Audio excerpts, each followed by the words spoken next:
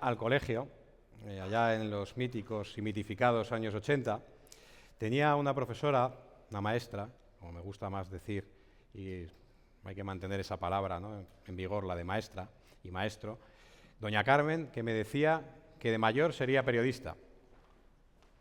Y me llamaba el reportero. ¿Quién me iba a decir a mí que años después estudiaría periodismo, me doctoraría en periodismo y me iba a dedicar a esta profesión? Años más tarde, también tuve la suerte de dedicarme a la docencia y en estas dos pasiones, en estas dos profesiones me muevo. Pero lejos de parecer una suerte de bipolaridad, lo del periodismo, la comunicación y la educación, creo que son dos disciplinas que deben ir mucho más de la mano de lo que van. ¿Por qué? Porque vivimos en un mundo, en una sociedad conocida como sociedad de la información, rodeados de estímulos informativos, rodeados de notificaciones, siempre con la pantallita, las fake news, pero sin embargo no estamos trabajando desde la educación un buen conocimiento, un buen consumo de los medios. Comunicar, según la primera acepción de la Real Academia, es hacer a una persona partícipe de lo que se tiene. Fijaros qué definición tan bonita. Fijaros en qué gesto más generoso. ¿Hay algo más generoso que compartir lo que tenemos y si lo que tenemos es nuestro conocimiento? ¿No es eso lo que hace un profesor? Entonces yo creo que comunicar y educar tienen que ir mucho más de la mano. Pero en esa sociedad en la que recibimos tantísimos estímulos y en la que el profesor se enfrenta a niños, a jóvenes, a una generación conocida como centennial, en la que están recibiendo todos esos estímulos continuamente, donde están inmersos en esas armas de distracción masiva que son las redes sociales y las pantallitas de los móviles, ¿cómo consigue un profesor llamar la atención? ¿Puede conectar un profesor con esos alumnos, con esos centennials, sin ser un buen comunicador? Yo creo que todos, si pensamos y hacemos el ejercicio y pensáis en los profesores que os han dejado huella, seguro que todos estaréis de acuerdo conmigo en que todos eran buenos comunicadores. No se puede ser un buen profesor sin ser un buen comunicador, sin poder hacer partícipe, sin poder transmitir el conocimiento. Sin embargo, como digo, educación y comunicación han ido por carriles separados. Hay una disciplina que se llama educomunicación, o un campo, mejor dicho, del conocimiento, que es la educomunicación, que yo cuando hablo en los colegios y les hablo de educomunicación, incluso cuando hablo en periodismo de educomunicación, prácticamente nadie ha oído hablar de la palabra educomunicación. Sin embargo, es una disciplina que desde los años 70, incluso antes, en Latinoamérica y en Francia principalmente, pues lleva trabajando, investigando y estudiando sobre cómo trabajar estos dos territorios tan necesarios de que trabajen juntos. Educación y comunicación, o la educomunicación, se la ha conocido de distintas formas: educación en materia de comunicación, didáctica de los medios, comunicación educativa. Pero al final, digamos, el concepto de consenso es la educomunicación. ¿Desde qué campos o qué enfoques se le ha dado? Pues desde una perspectiva más anglosajona se le ha estudiado de una forma más instrumental, es decir, la educación en los medios, cómo funcionan los medios, enseñar a los estudiantes, a los niños y niñas, cómo funcionan los medios de comunicación. Una educación con los medios, es decir, utilizo los medios de comunicación como una herramienta más de trabajo. Todos vemos, los que tenemos niños en el cole, que trabajan con los periódicos, con las revistas, con noticias. Entonces, eso es trabajar educación con los medios. Y por último, una tercera perspectiva que yo creo que es también más necesaria que nunca.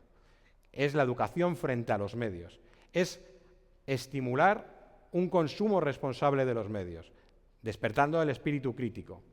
Es decir, cómo podemos combatir esa cantidad de noticias falsas, ¿Cómo podemos discernir lo que está bien y lo que está mal si no educamos a los niños para que hagan ese consumo responsable? Hemos visto que en los centros educativos hay campañas de todo tipo. Campañas para hábitos saludables, de comer fruta, verduras, pescado, de reciclar, de la sostenibilidad del planeta, del no consumo de comida chatarra, de la no consumo, por supuesto, de alcohol y drogas, pero sin embargo no hay campañas sobre un consumo responsable, un consumo y un uso responsable de los medios de comunicación. Estas competencias, todas ellas están incluidas en el currículum de primaria y secundaria. Bueno, aquí tengo compañeros del ámbito de la educación que saben perfectamente lo que es la lingüística, lo que es la competencia lingüística, la digital, la social, la cívica, incluso la iniciativa emprendedora. Creo que todas ellas se pueden trabajar desde la competencia mediática. Y ahí es donde también creo que también se produce una verdadera innovación, cuando utilizamos los medios de comunicación para desarrollar todas esas competencias que son necesarias tanto en primaria como en secundaria. Estamos además viendo cómo ya el consumidor no es un sujeto, el estudiante o cualquier persona no es un sujeto pasivo de la información. Cualquiera con su móvil, con su ordenador, puede generar contenido. Los niños están continuamente con TikTok, cualquiera está subiendo ahora mismo contenido a las redes sociales. Entonces no estamos ante un consumidor de información, estamos ante un consumidor que también es productor. Y ahí es el concepto en inglés de prosumer o de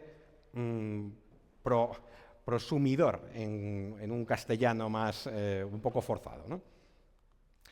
Entonces yo os quería comentar y compartir alguna experiencia que estamos llevando a cabo de investigación utilizando los medios de comunicación, concretamente en Asturias, con radios escolares en Asturias. Antes tener una radio escolar era muy costoso, había colegios buenos, de pago, como se decía por aquel entonces, que podían disponer de un equipo de radio. Tener un equipo de radio era complicado, es costoso, manejarlo es difícil, incluso emitir está legislado, está regulado, es decir, tú no puedes poner una emisora de radio porque sí, ¿no? Pero había experiencias de radio escolar.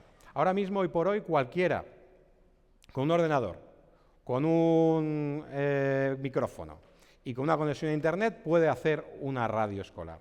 Vivimos además un momento que es la edad dorada de la radio, gracias al podcasting. Plataformas como iVoox, plataformas como Spotify o como iTunes han disparado el consumo de este tipo de audios. Hemos visto a través de esta investigación en las radios escolares de Asturias, que están agrupadas en un grupo que se llaman RQR, un nombre bastante ingenioso, pues cómo las competencias que hemos visto, todas esas competencias que hemos visto, se ven mejoradas, incrementadas, al preguntarles a los profesores que han trabajado en estos proyectos. Entonces, trabajar con esta innovación utilizando los medios hace que también hagamos un mejor consumo de los medios de comunicación. Esto es una campaña que llevó a cabo la Federación de Asociaciones de Periodismo de España, que sin periodismo no hay democracia. Sin ciudadanos y sin niños y estudiantes, futuros ciudadanos, que no estén bien formados en el uso de los medios de comunicación, tampoco podremos conseguir un buen periodismo y, por tanto, una saludable democracia. Y bueno, ahora para no enfadar a doña Carmen, me marcho. Muchas gracias.